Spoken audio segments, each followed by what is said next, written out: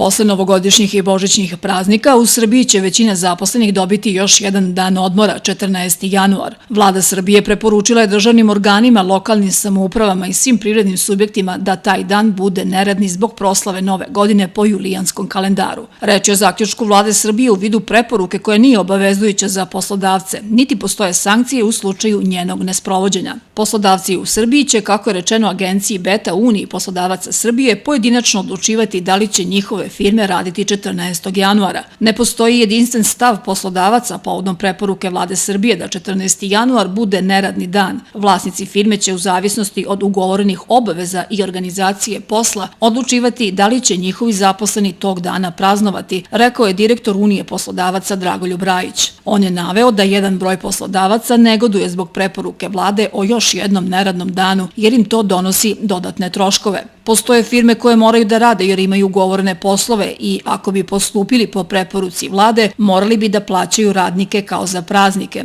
Takođe, druge firme ne mogu da gase mašine jer imaju troškove ponovnog pokretanja sistema i zagrevanja postrojenja i ti poslodavci će morati da dodatno plaćaju radnike koji će doći na posao, istakao je Rajić. A evo šta građani Čačka misle o tome da li 14. januar treba da bude neradni dan ili ne.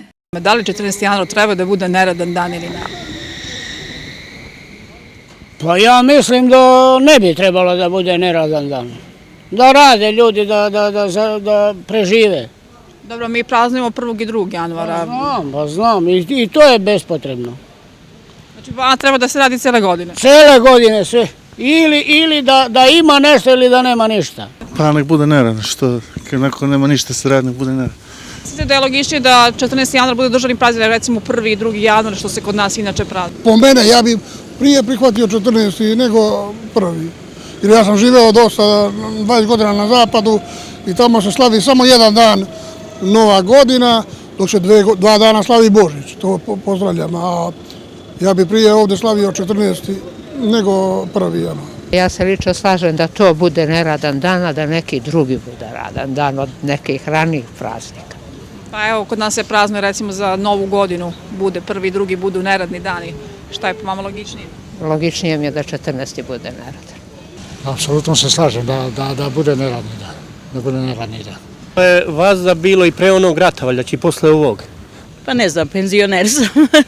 Vi penzioneri, vi mladi o tome razmišljate. Valjalo bi, zašto da ne? Šta mislite li logičnije da se praznuje 14. januar nego 1. i 2. januar recimo?